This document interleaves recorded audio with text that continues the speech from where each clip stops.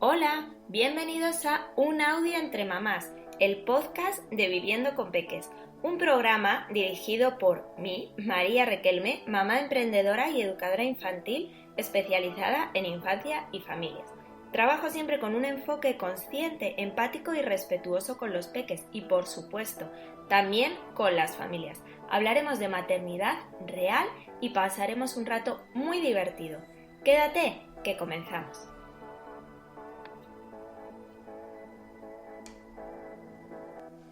Hola, ya estamos aquí de nuevo otra semana. Hoy os voy a hablar de dos momentos que hicieron clic por completo en mi visión de mi maternidad.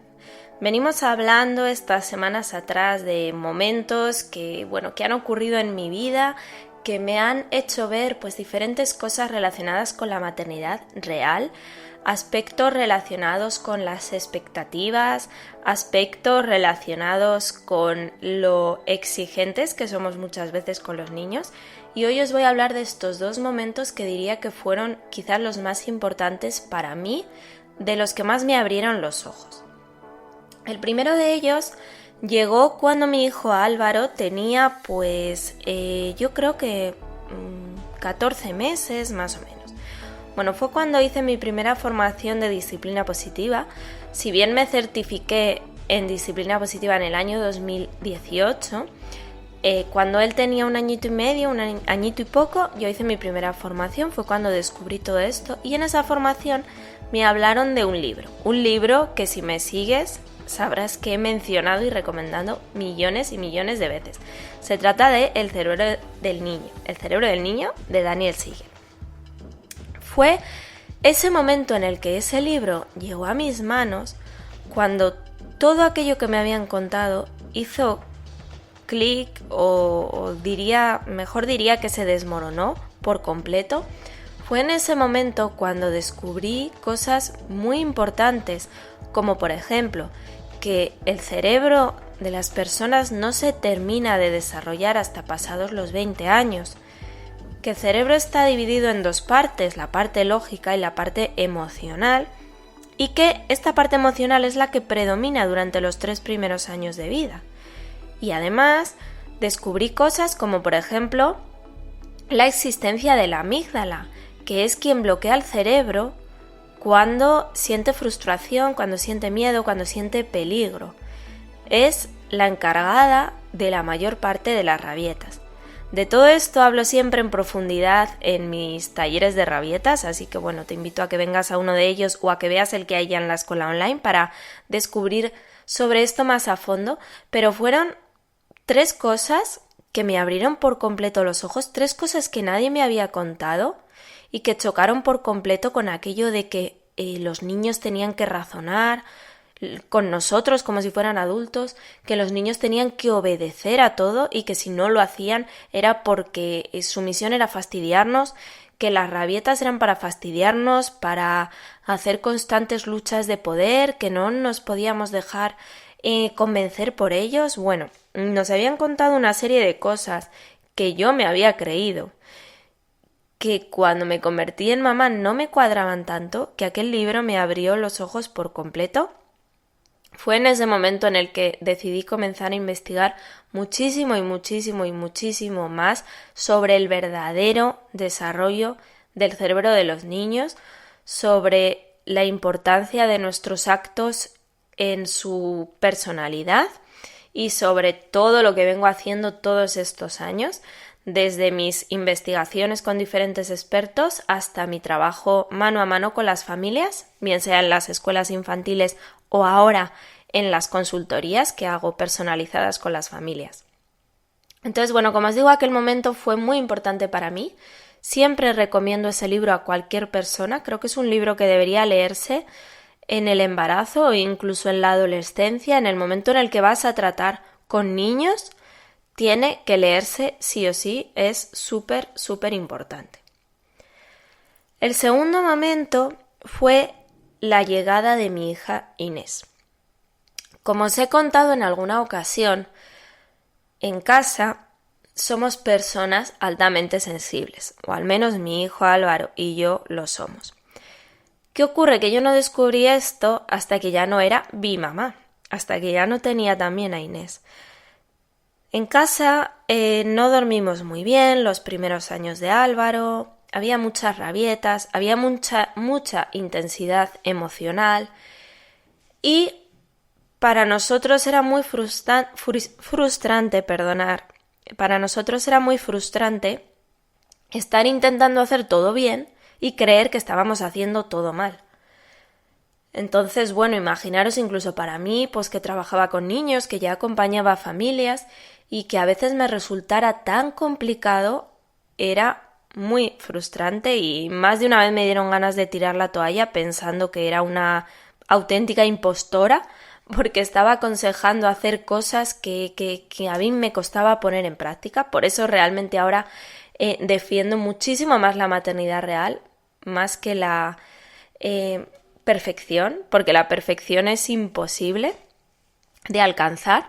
Y bueno, realmente fue cuando llegó ella que empezamos a ver muchas cosas diferentes. Ella dormía, ella se comportaba de manera diferente, ella era, pues bueno, pues de una manera distinta. Ojo, no estoy comparando a ambos respecto a que uno sea mejor que otro, sino respecto a los diferentes tipos de comportamiento y a lo poquísimo que se parecen entre ellos. Han sido educados en una misma casa, con unos mismos padres, de la misma manera, con el mismo tipo de crianza empática, respetuosa. ¿Y qué ha ocurrido? Pues que al final es muy importante lo que nosotros hagamos para el desarrollo de su autoestima, para su cuidado, para su futuro adulto, pero ellos tienen su forma de ser y por tanto no tenemos que adaptarlos a ellos, a nosotros o al mundo, sino adaptarnos nosotros a las necesidades que ellos tienen. Ayer en una cuenta de Instagram que sigo, una mamá comentaba que bueno, con su hijo pequeño no podían ir a ningún restaurante a comer porque no paraba quieto, porque todo lo tocaba y que bueno, que ya habían optado por no salir de casa. Me sentí súper identificada y estuve comentando varias cosas con ella al respecto porque a nosotros nos pasó lo mismo. A día de hoy, con mi hijo mayor todavía no podemos ir a un restaurante a comer tranquilamente, al menos a un restaurante de esos en los que hay que mantener las formas y los niños no se pueden estar levantando o yendo de aquí para allá, porque él no puede aguantar 1 hora sentado en la silla sin levantarse, pero no es por fastidiarnos a nosotros, ni por fastidiar a los del restaurante, es que su forma de ser es así, y ya está. En cambio, su hermana, por ejemplo, pues podría aguantar perfectamente sin ningún problema. ¿Qué ocurre? Que no es problema nuestro, ni es problema suyo. El problema es que la sociedad nos ha hecho creer que todos los niños tienen que comportarse igual, y es muy curioso también, valga la redundancia, que pretendemos que todos los niños se porten igual, se porten perfectamente, hagan todo súper bien, y en cambio nosotros cada vez defendemos más nuestras diferencias y que nos respetemos unos a otros, pues seamos como seamos. Entonces, bueno, pues creo que ya os digo, la culpa no es nuestra, la culpa no es de los niños, sino de algo, la sociedad, algo que nos ha hecho creer que todos tienen que comportarse de manera igual, cuando al final cada uno, igual que cada adulto, es completamente diferente y tiene unas necesidades completamente distintas. Así que fue ahí cuando, entre el libro y la llegada de mi segunda hija, me di cuenta de que no puedo adaptar a mis hijos a lo que yo quiera o a lo que yo les quiera mandar. Tengo que ponerles las cosas fáciles, tengo que darles la mejor educación y el mejor cariño del mundo, pero lo que mejor puedo hacer por ellos es respetar su esencia y su forma de ser. Y bueno, pues esta era mi reflexión de hoy. Quería compartiros esos 2 momentos que para mí fueron muy importantes.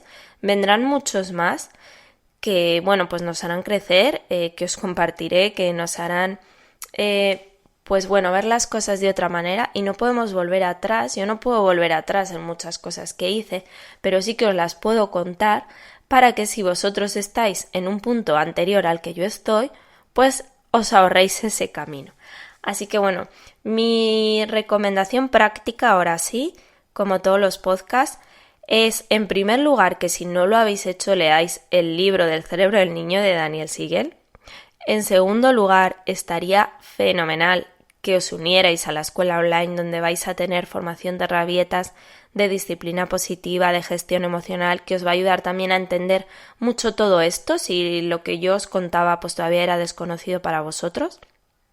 Y en tercero, pues que reflexionéis un poquito. Si tenéis un hijo solo, pues reflexionar sobre su forma de ser y sobre vuestra forma de ser y la de vuestra pareja o la de vuestros seres queridos más cercanos, para daros cuenta que ninguno sois exactamente iguales y que ante la misma situación pues a lo mejor estaríais actuando de maneras distintas, para ver que somos diferentes y que tenemos pues bueno un poco que adaptarnos a eso.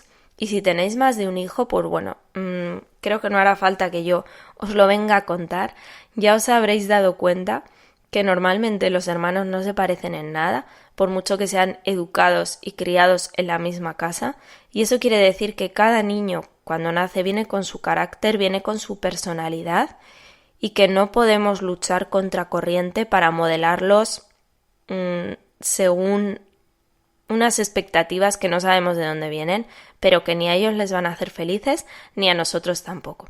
Así que bueno, aquí están mis reflexiones de la semana. La semana que viene vendré con un nuevo tema, no sé si tan intenso o no.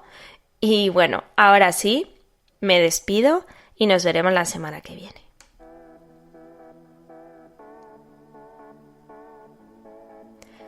Os recuerdo que podéis seguirme en Instagram y en Facebook, en Viviendo con Peques, y podéis visitar también la web viviendoconpeques.com, donde vais a encontrar más artículos, más podcasts, más recursos gratuitos a los que acceder y donde tendréis también acceso tanto a la escuela online como a mis consultorías privadas en caso de que os apetezca que trabajemos algún aspecto concreto de mi mano.